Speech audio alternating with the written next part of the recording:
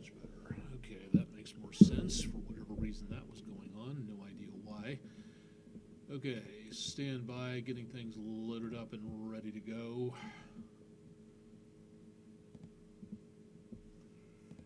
All right, and here we go, I hope.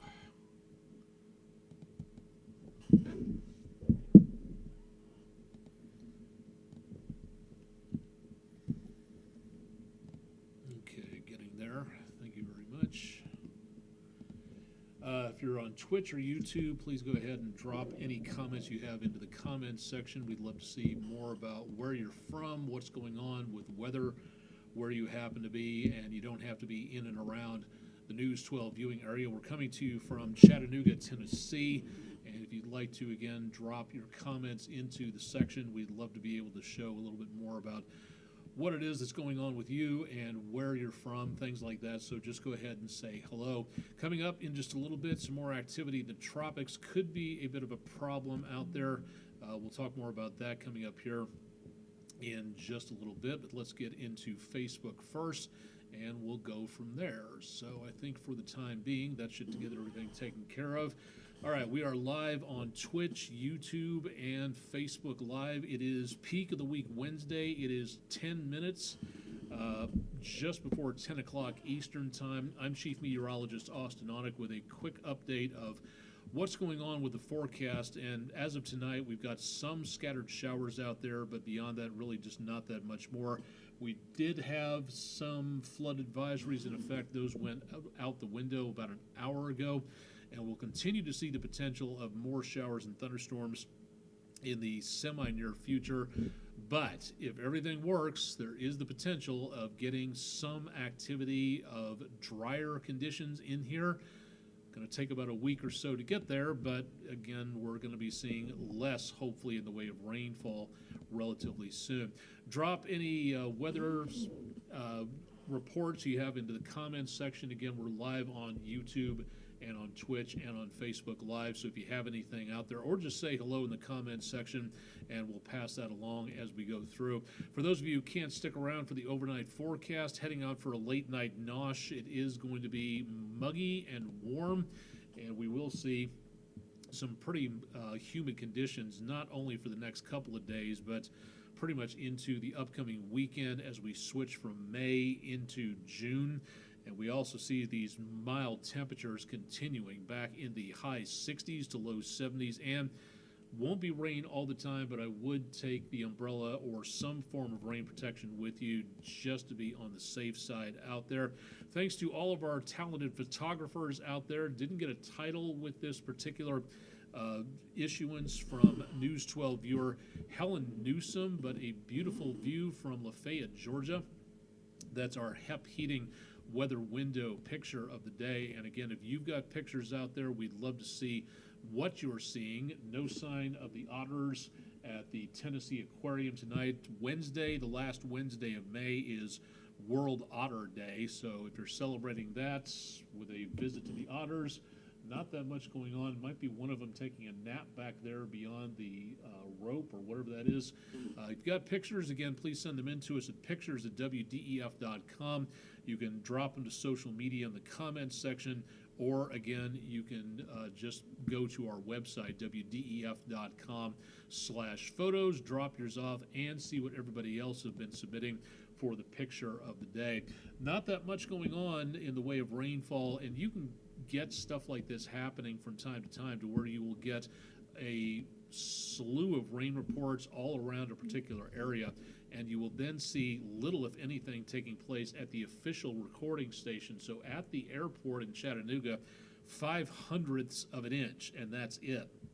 We have now gotten a surplus of rainfall for the month of May, but we are now, from a couple of days ago, we have now cut our deficit in half to where we are now just about 4.5 inches, 4.5 to 5 inches below normal. We still have a long ways to go, no question about that, but at least we are making some progress in getting our rain gauge filled back up again. Almost exactly where we should be on the high temperature for the day, about a category above our normal low temperature, and nowhere close to our record low that hasn't been broken or set since 1961. So that, again, a little bit on the milder side out there throughout the area. Temperatures right now not bad as the game finishes up at Erlanger Park, the lights of the stadium with haze and some moisture hanging in the air.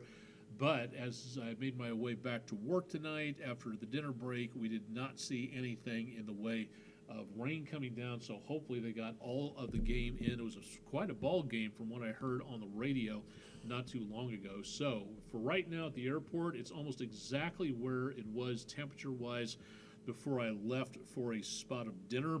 Temperatures back in the mid-70s, calm winds. When you start getting the dew point temperature and the air temperature close together, that means the relative humidity goes way high. Now, if those numbers were far apart, it'd be very dry, but lower 70s on the dew point, that is tropical and decently uncomfortable air mass out there. So we don't see much of anything in the way of drier weather anytime soon. Air quality was pretty good for earlier this afternoon into this evening. Got up to a 45, a good green category. Main pollutants were 2.5 micron particle pollution, that's smoke, soot, and exhaust. The larger particle pollution, dust, pollen, and soil, was much lower. The only other larger amount of pollutants was ozone, and that also was in the green or good level. So overall, doing pretty good out there. Allergies also not that much of a problem. Mold spores are low. They were much higher a couple of weeks ago. Likewise, tree, grass, and weed pollens all down to the low category. So if you have any problems with any of those, you might be seeing some discomfort, but not a lot going on at this point. Radar is pretty clear. We don't have a great deal to talk about near 10 o'clock Eastern time. We are seeing, again, a few scattered showers down across portions of central Georgia between Atlanta, Macon, and down toward Columbus. We've got a few showers just to the west of I-65 and the Huntsville area. Those are drifting back to the north and will be making their way over the river here in the next hour if they survive. We do have more showers developing up around Nashville, the Plateau, and over toward about the Cumberland Gap area in North Tennessee, over by the Kentucky state line. That is where we see the best potential of rainfall, and some of that might make its way into the area overnight. Could be some rumbles of thunder, but we're just not picking up much of anything as of right now. Leftover showers dwindling over western North Carolina, Polk, Bradley, Fannin, Gilmer, Murray counties, seeing some activity here, but beyond that, there's really just not that much happening for right now.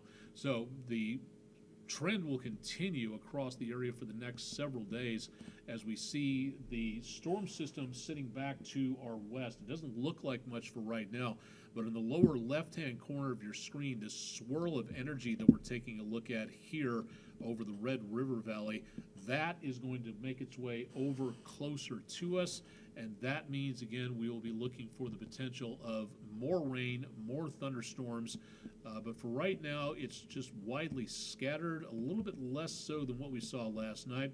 We did have a couple of severe thunderstorm watches in effect for the Virginias. That appears to have gone by the wayside just south of Richmond. There's some heavier weather there, but that really is about all that we have to speak of in the way of problems. Severe weather does not appear to be a threat at this time anywhere in the near future, so hopefully it stays that way. Taking a look at the flood situation, there are no flood warnings or anything else in effect. There was a flood advisory for Bradley and Polk counties earlier tonight, but other than that, again, there's just really little, if anything, happening across much of the region. If you're just tuning in and joining us, welcome to the show. Again, we're live on Twitch, YouTube, and Facebook tonight. If you'd like to say hi, drop your hellos into the comments section.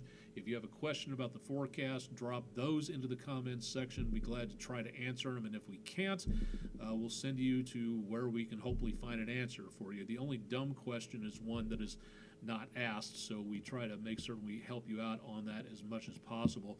Right now, we have a dying front trying to make its way through that area of low pressure developing here, and several more days of the same thing to where we see more potential of showers and thunderstorms developing. These storm systems out west will not be having an impact on us at least anytime soon. Most of that's going to be driven north by what is called an omega block high, and that is where we could see some very hot weather back to the west. But for us, not that much going on. Low to mid 60s, a few high 60s possible across northeast Alabama, mid 60s for north central Georgia, and into and around the area of northwest Georgia. Could be some mid to high 60s taking place there.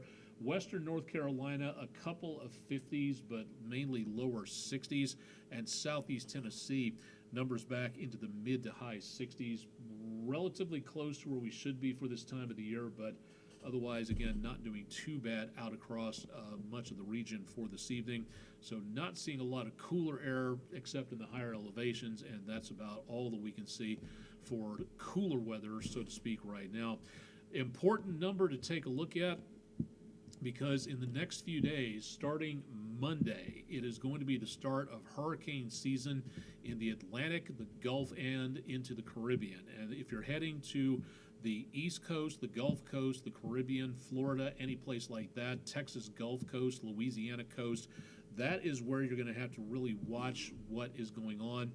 With the warmer waters out there, a storm can spin up from nothing to a major life-threatening hurricane in less than a day. We've seen that happen in numerous locations. So again, no matter where you're going to an ocean coastline, please be weather aware. I can't overemphasize this enough, because again, we're getting into that season where we really have to pay attention to what may be coming our direction. Now, as of tonight, the good news that we have is that nothing going on in the Atlantic, the Gulf, and the Caribbean.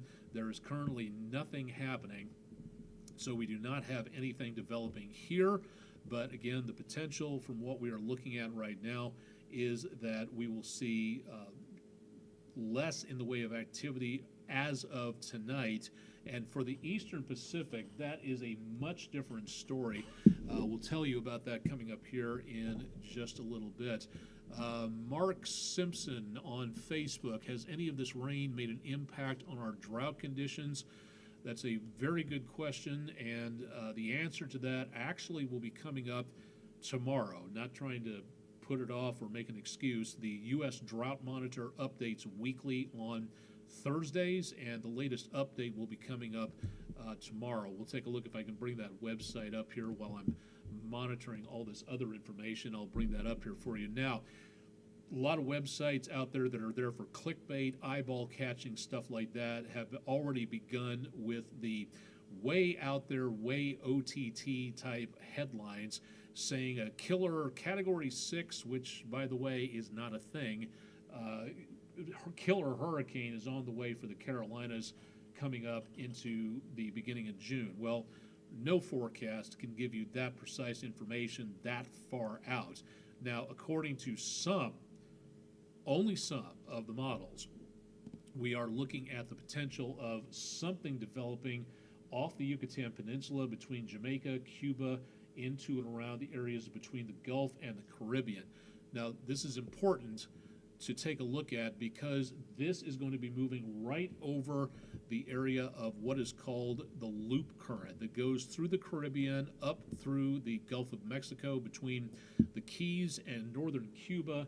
And this is where we could see this system, and it has happened before with numerous storms just in the last couple of years, to where we could be looking at the potential of a rapidly developing system. If it gets going, if the conditions are right, if the winds are steering things in the right direction, that again is what we are going to be looking for right now, to see the possibility of something in the way of a new storm system developing. Now, does this guarantee a tropical storm?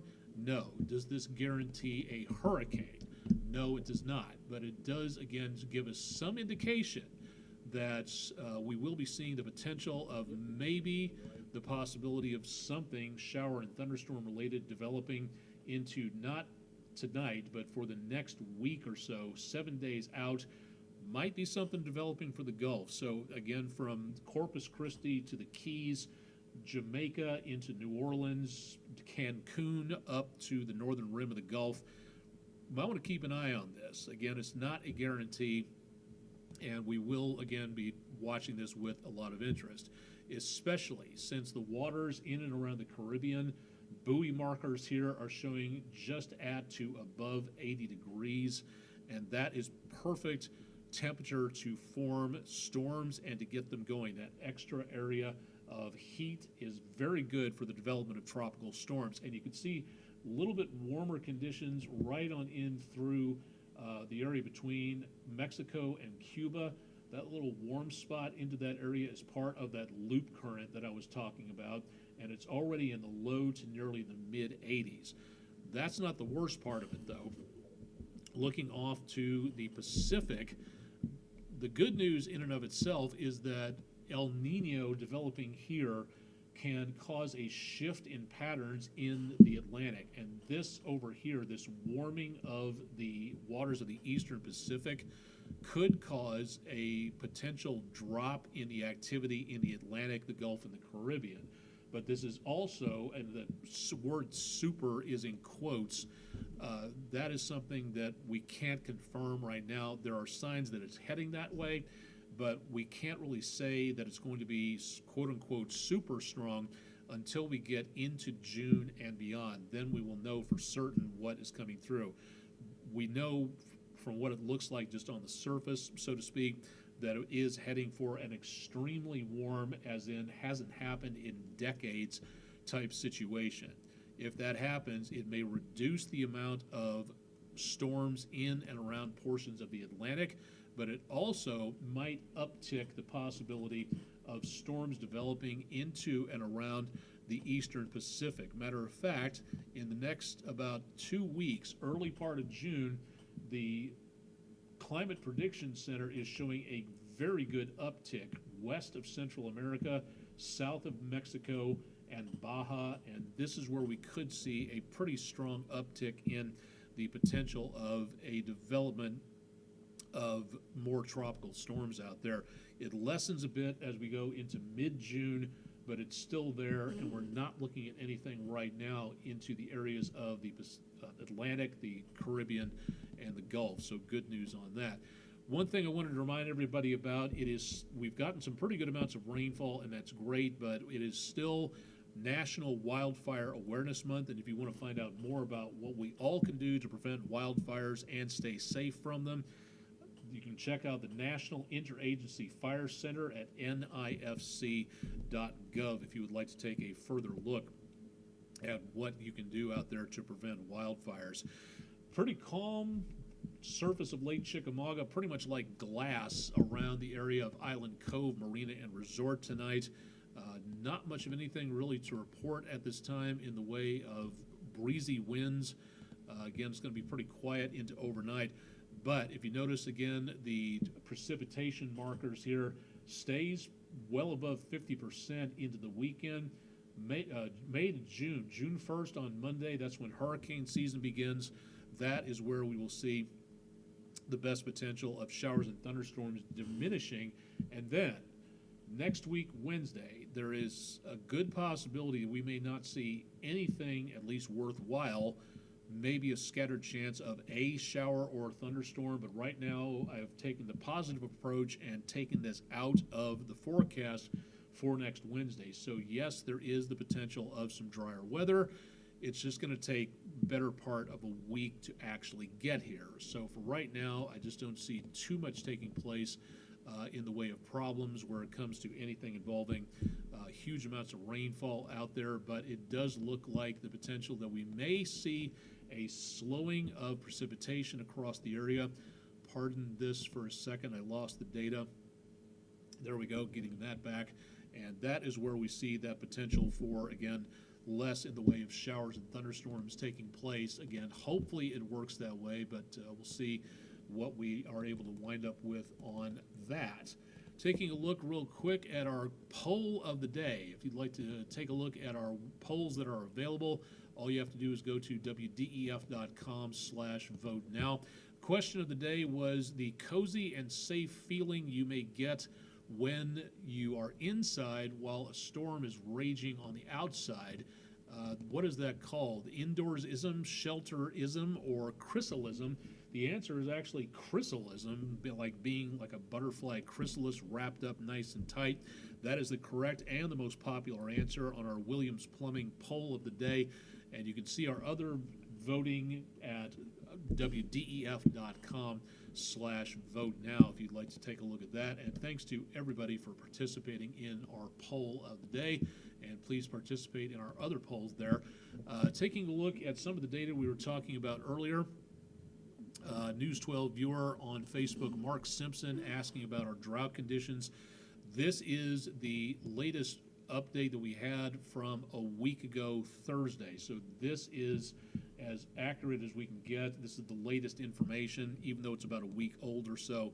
What this is showing, again, is a 4 out of 5 extreme drought situation across much of the News 12 viewing area. We have gotten several days worth of rainfall.